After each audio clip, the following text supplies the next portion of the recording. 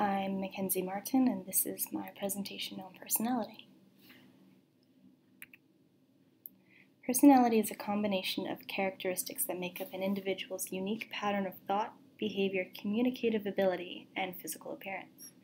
Personality is both a product of genetics and a product of your environment. So you have a natural affinity for some traits in the Big Five, which we'll get to in a bit. And those are also developed heavily through your environment as you grow up.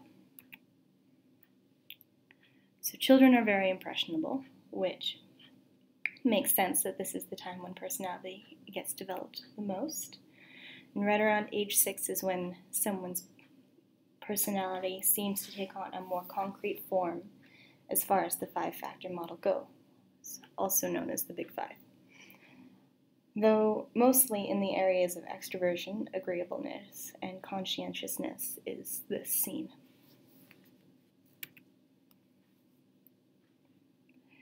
Young adulthood is usually a time of change and growth. People are going to college and getting married and having kids and starting their own lives away from their parents and everything they have ever known. So how much does that affect one's personality? Studies have shown a slight amount of change in different Big Five traits in college students. But overall, no drastic change in personality has been observed. Generally, findings have been a slight increase in openness to experience, conscientiousness, and a decrease in neuroticism. So the genetic portion of personality would have to be the way you look, the way your nervous system runs, so hormones and everything making you feel the way you feel, and your level of intelligence, which all influences your personality. And all of these factors happen to be hereditary.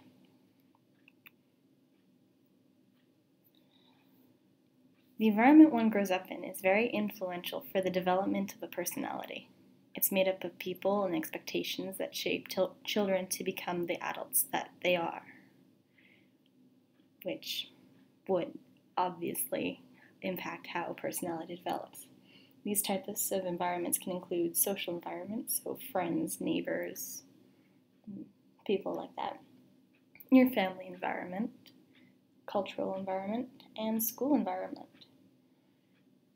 These all have a pretty big impact on people growing up and as adults.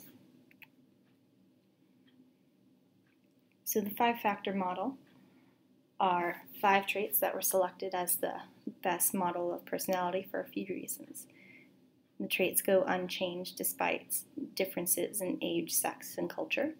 They're easily used to explain many different behaviors, and they can be used to evaluate aptitude for job selection and performance. Researchers didn't set out to find 5 specific traits. It's just how everything boiled down to it. So, the Big Five includes extroversion, neuroticism, agreeableness, conscientiousness, and openness to experience. Extroversion is generally defined as an energetic approach to the outside world. It includes traits like sociability, activity, assertiveness, and a positive attitude. Agreeableness is the difference between antagonism and compassion towards others that one would have. Conscientiousness is goal-directed behavior, so thinking before acting, following norms and rules, planning, organizing, and delaying gratification. These are all big in conscientiousness. Neuroticism is another contrast. It contrasts even-temperedness with feelings like anxiousness, sadness, nervous, and tense, which are things people feel on a daily basis. And there's openness to experience. So that describes one's ability to experience your own mental and experiential life.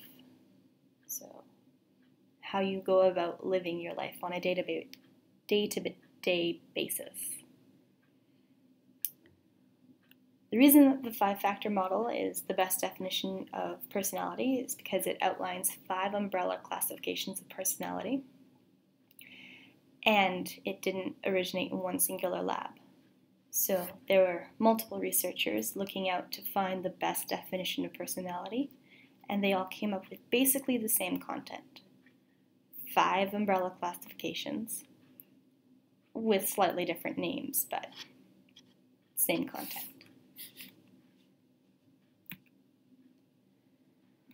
So that's my presentation. I hope you enjoyed.